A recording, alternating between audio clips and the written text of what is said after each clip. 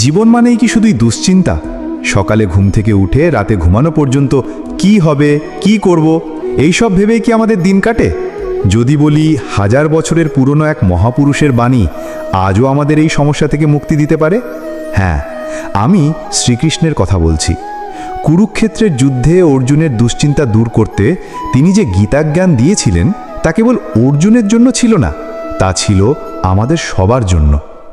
আজ আমরা সেই 10টি মহামূল্যবান উপদেশ নিয়ে কথা বলবো, যা আপনার জীবনের সব দুশ্চিন্তা দূর করে দেবে।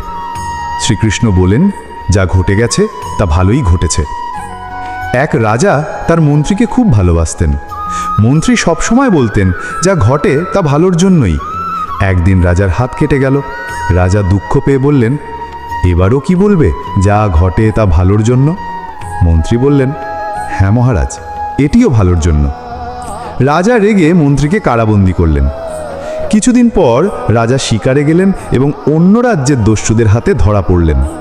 তারা দেবীকে নরবলি দিত, কিন্তু দেখল রাজার হাত কাটা, তাই তাকে ছেড়ে দিল। রাজা প্রাসাদে ফিরে এসে মন্ত্রীকে মুক্ত করলেন এবং তার কাছে ক্ষমা চাইলেন। আমাদের জীবনে অনেক দুঃখ আসে, কিন্তু মনে রাখতে হবে এর পেছনে কোনো না কোনো কারণ লুকিয়ে থাকে। সময়ের সাথে সাথে আমরা বুঝতে পারি কেন এটি ঘটেছে। শ্রীকৃষ্ণ বলেন, তোমার কর্মে মনোযোগ দাও, ফলে নয়। একজন কৃষক খুব পরিশ্রমী ছিলেন, কিন্তু ফল ভালো হতো না। তিনি হতাশ হয়ে ঈশ্বরের কাছে প্রার্থনা করলেন। ঈশ্বর তাকে বললেন, তুমি শুধু তোমার কর্তব্য করো, আমি ফল দেব। কৃষক পরের বছর আরও বেশি পরিশ্রম করলেন, কিন্তু আবারও ফলন হলো না। তিনি হতাশ হলেন। ঈশ্বর তাকে বুঝিয়ে বললেন, ফল পাওয়ার জন্য শুধু পরিশ্রম নয়, সঠিক সময় সঠিক কাজ করাও জরুরি। তুমি নিজের কাজকে 100% দাও, ফল দেওয়া আমার দায়িত্ব। আমাদের প্রায়ই ফলের চিন্তা বেশি থাকে, কিন্তু যদি আমরা আমাদের কাজে 100% মনোযোগ দিই, ফল নিজে থেকেই আসবে। শ্রীকৃষ্ণ বলেন, আসল শত্রু তোমার মনের ভেতরে। একজন যোদ্ধা তার সমস্ত শত্রুকে হারিয়ে রাজ্যে শান্তি এনে দিয়েছিলেন, কিন্তু তবুও তার মনে শান্তি ছিল না। তিনি জানতেন না যে তার আসল শত্রু বাইরে নয়, ভেতরে। তার ভেতরের রাগ, হিংসা এবং অহংকারই তাকে শান্তিতে থাকতে দিত না। যখন তিনি নিজের এই দুর্বলতাগুলোর সঙ্গে যুদ্ধ করে জয়ী হলেন, তখনই তিনি সত্যিকারের শান্তি পেলেন। আমরা বাইরের সমস্যা নিয়ে বেশি ভাবি, কিন্তু আমাদের ভেতরের ভয়, রাগ এবং অহংকারই আমাদের সবথেকে বড় দুশ্চিন্তার কারণ।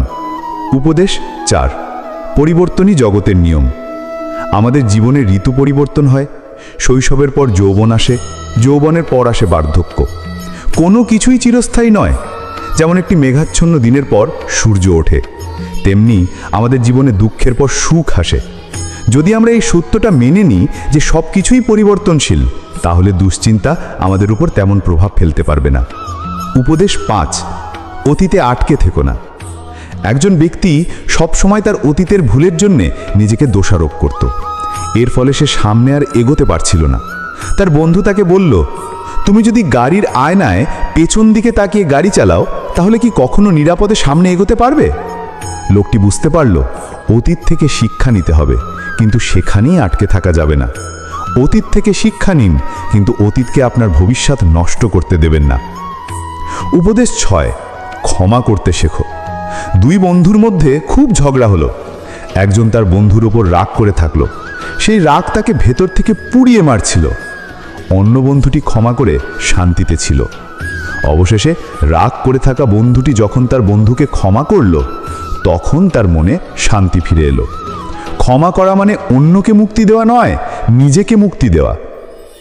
উপদেশ 7, আবেগ নিয়ন্ত্রণ করো। যখন আমরা রেগে যাই, তখন অনেক ভুল সিদ্ধান্ত নিই। আবেগের বশে আমরা এমন কথা বলে ফেলি যা পরে অনুতাপের কারণ হয়। শ্রীকৃষ্ণ বলেছেন, আবেগ আমাদের বুদ্ধি নষ্ট করে দেয়। তাই আবেগের দাস না হয়ে আবেগের ওপর নিয়ন্ত্রণ আনতে শিখুন। উপদেশ 8, নিজের ওপর বিশ্বাস রাখো।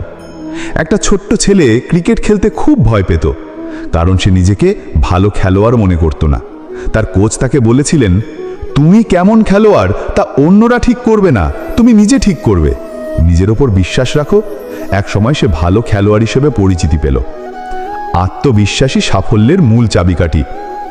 উপদেশ 9, আশা কখনো হারিও না। অন্ধকার রাতের পর যেমন সূর্য আসে, তেমনি আমাদের জীবনের দুশ্চিন্তার পর সুখ আসবে। আমাদের শুধু অপেক্ষা করতে হবে এবং আশা রাখতে হবে। যত কঠিন সময়ে আসুক না কেন, আশা কখনো হারিও না। উপদেশ 10, ভালোবাসা ছড়িয়ে দাও। যখন আমরা ভালোবাসা দিই তখন আমরা তা ফেরত পাই। ভালোবাসা আমাদের মনকে শান্ত করে, আমাদের দুশ্চিন্তা কমায় এবং আমাদের জীবনকে আরও সুন্দর করে তোলে। চারপাশে ভালোবাসা ছড়িয়ে দিন, দেখবেন আপনার নিজের জীবনও শান্তিতে ভরে উঠবে। শ্রীকৃষ্ণের এই উপদেশগুলো কোনো ধর্মের গণ্ডিতে আবদ্ধ নয়, এগুলো জীবনের শাশ্বত সত্য। দুশ্চিন্তা থেকে মুক্তির জন্য কোনো জাদুকরী উপায় নেই, আছে শুধু সঠিক জ্ঞান আর সেই জ্ঞানকে জীবনে প্রয়োগ করার সাহস। যখনই মন খারাপ হবে, মনে রাখবেন আপনি একজন যোদ্ধা। আপনার জীবনের কুরুক্ষেত্রে আপনি একাই লড়ছেন, আর আপনার রথের সারথি হলেন শ্রীকৃষ্ণ, যিনি আপনাকে পথ দেখাচ্ছেন। এই ভিডিওটি আপনার ভালো লাগে তাহলে লাইক করুন, শেয়ার করুন এবং আপনার মতামত কমেন্টে জানান। এরকম আরও ভালো ভালো ভিডিও পেতে আমাদের ভক্তিকথা চ্যানেলটি সাবস্ক্রাইব করুন। ধন্যবাদ।